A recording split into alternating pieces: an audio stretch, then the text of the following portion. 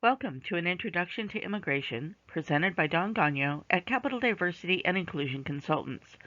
At CDIC, we strive to inform the public about social issues they can directly address through electing lawmakers who are brave enough to address failing policies and outdated institutions.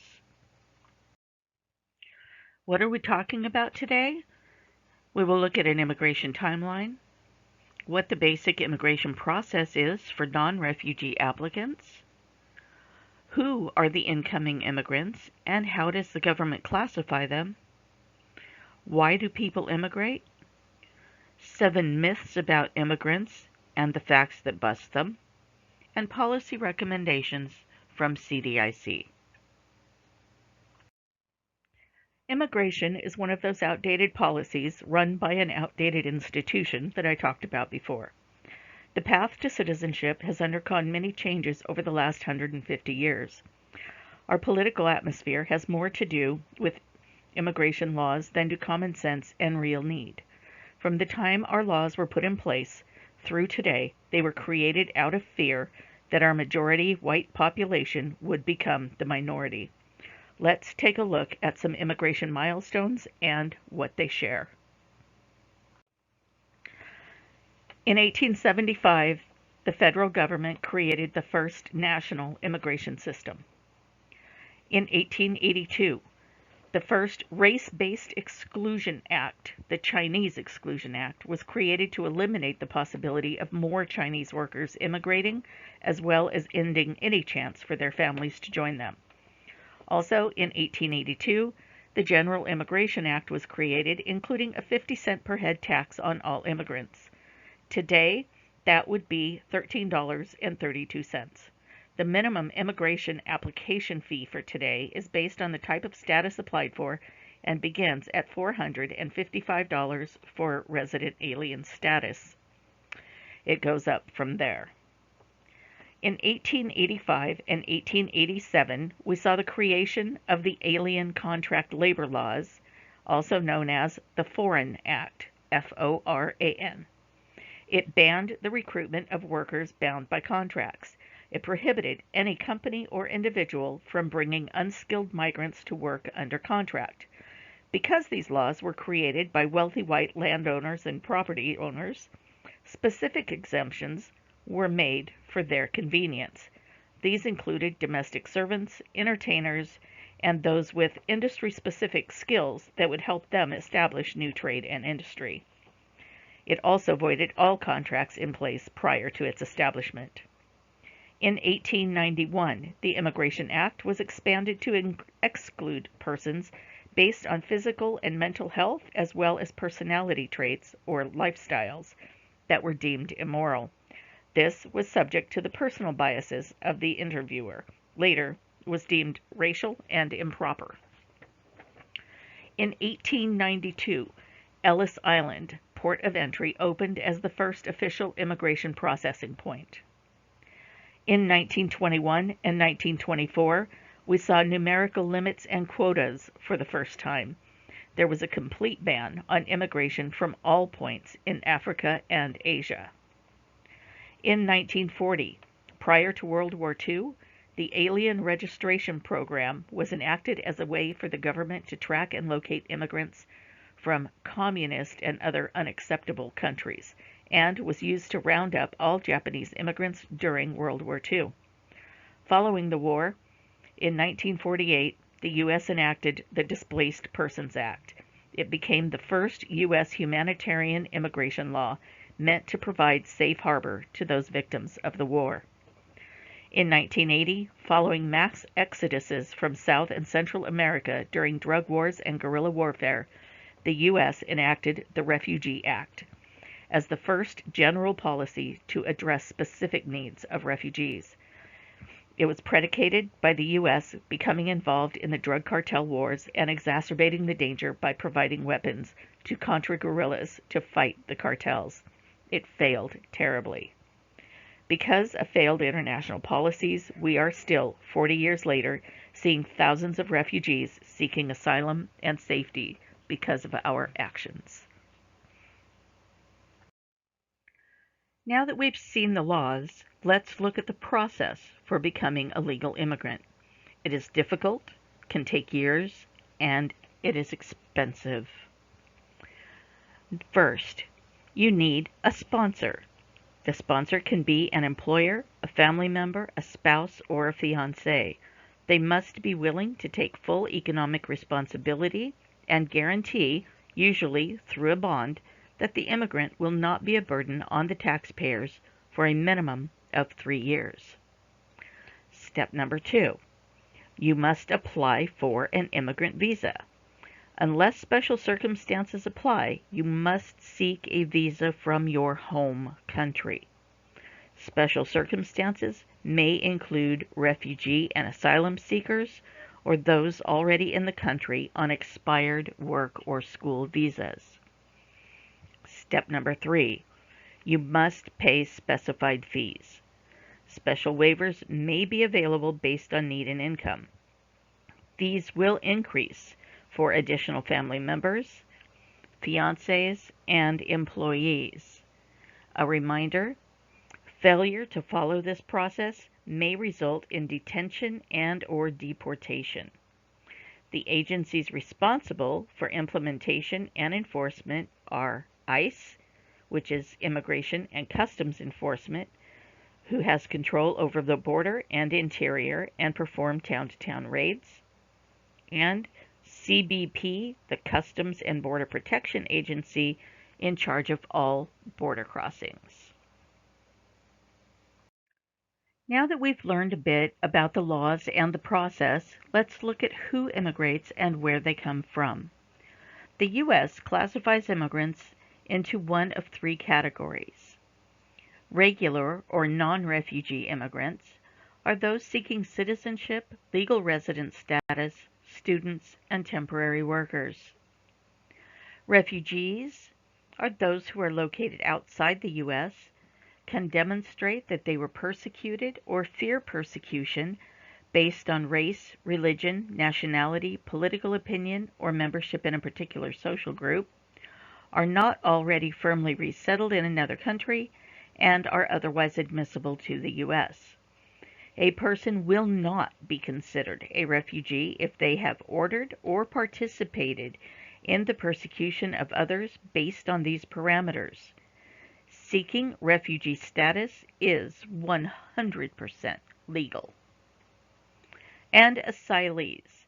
Asylum is a legal option for specific immigrants and is available for those who meet the definition of refugees, are already in the U.S., or are seeking admission at a port of entry. You may apply for asylum regardless of your country of origin or current immigration status. Like refugees, seeking asylum is 100% legal. So where did the immigrants come from?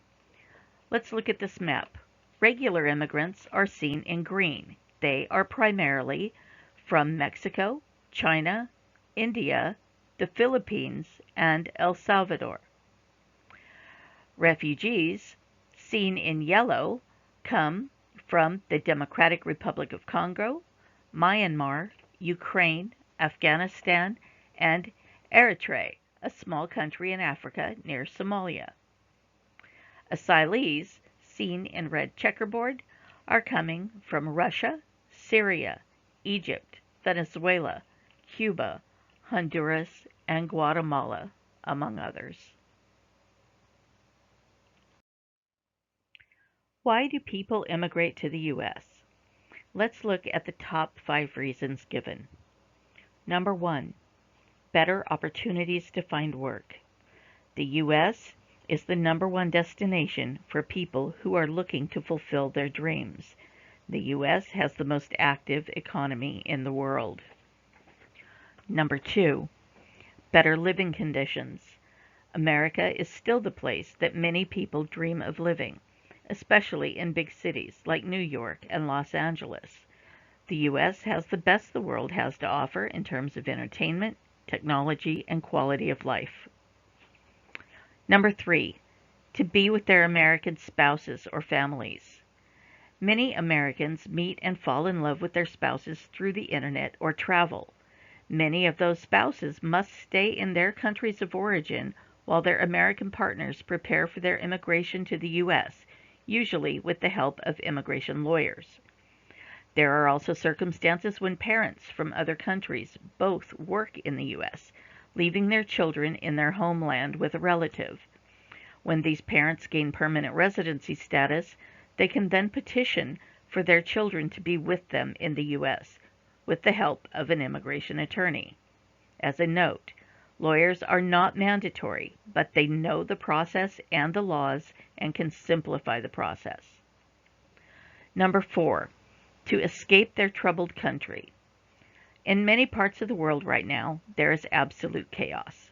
The Middle East, countries in Africa, Indonesian island nations, Central and South America.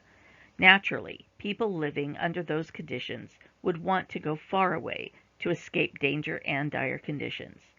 The most preferred destination is still the United States, the land of dreams and home of the free. And number 5, to get the best education. The United States has some of the most prestigious educational institutions in the world. It is a dream of many ambitious men and women to get their degrees from one of America's top universities and colleges. So many students apply for a student visa every year. When they graduate, they either go back to their countries armed with their diplomas, or they stay in the U.S. and start families here. Over the last few years, we have heard politicians like Donald Trump make claims about immigrants that have been inciting fear and an irrational response by some members of the public. Let's bust these top 7 myths with some simple facts. Myth number 1. Most immigrants are here illegally. Fact. 44% of immigrants are naturalized and another 27% are legal permanent residents. That means 71% are legally admitted. Myth number 2. It's easy to enter the country legally. Fact. Generally, permission to enter and stay in the country as a documented immigrant is limited to people who are highly trained in a skill that is in short supply here and have been offered a job by a U.S. employer, those who are escaping political persecution, or are joining close family already here, and for a lucky few, they are winners of a green card lottery. Myth number 3. Today's immigrants don't want to learn English. Fact. 56% of incoming immigrants already speak English well or very well, and most others are learning by taking classes in local community programs. Myth number 4. Immigrants take good jobs from U.S. citizens. Fact. 2 trends, better educations and an aging population, are responsible for a decrease in the number of workers born in the United States who are willing or available to take low-paying jobs. Across all industries and occupations, immigrants who are naturalized citizens and non-citizens are outnumbered by workers born in the U.S. In other words, they are not taking away good jobs. They are simply sharing the load. Myth number 5, and possibly the one we hear the most. The worst people are coming from other countries to the U.S. and are bringing crime and violence with them. Fact. Statistics show that immigrants are less likely to commit serious crimes or be behind bars than are native-born people, and high rates of immigration are also associated with lower rates of violent crime and property crime.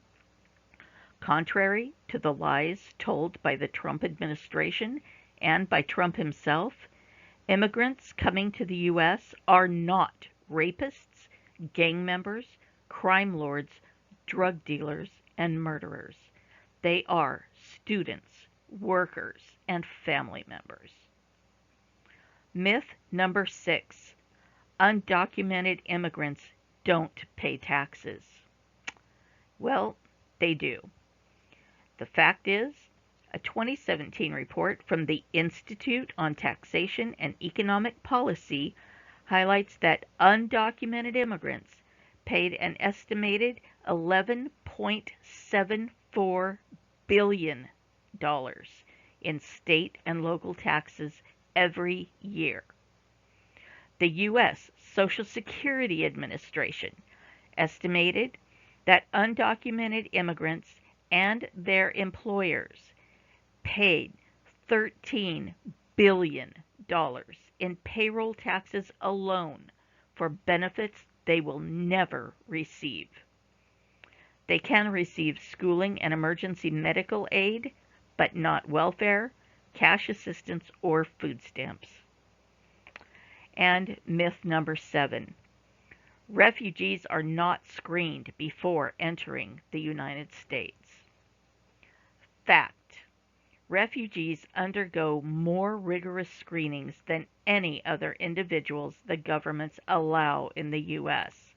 It remains an extremely lengthy and rigorous process, which includes multiple background checks, fingerprint tests, interviews, health screenings, and applications with multiple intelligence, law enforcement, and security agencies.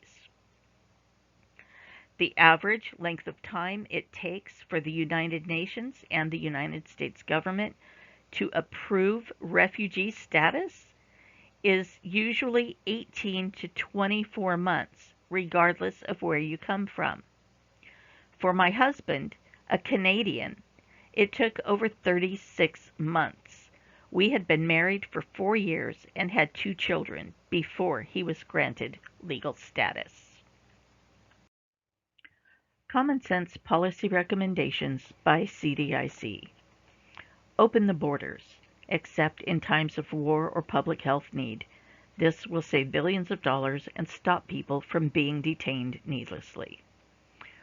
Do not forcibly remove children from their parents unless they are in imminent danger. Immigration is not illegal and should not be considered putting them in danger. No forced detention for individuals or families who have committed no offense. Immigrating is not an offense while awaiting a status determination. And determination of status is to be based on adherence to the law. End illegal status for anyone who has not been convicted of a crime. Immigration laws should be written in the broadest possible terms in order to protect the most people. Race, gender, and religion should never be considered as impediments to citizenship. To do so is counter to what our Constitution states, that all men are created equal and will be seen as equal in the eyes of the law. Immigration should be based in humanity and not used as a political tool. Thank you for spending some time with us and learning the basics on immigration.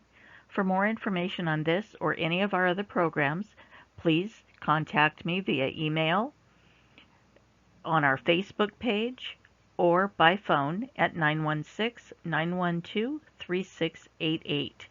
Leave a message with your name, your email address, your contact information, and the topic that you are interested in, and I will get back to you as soon as possible. Thank you very, very much.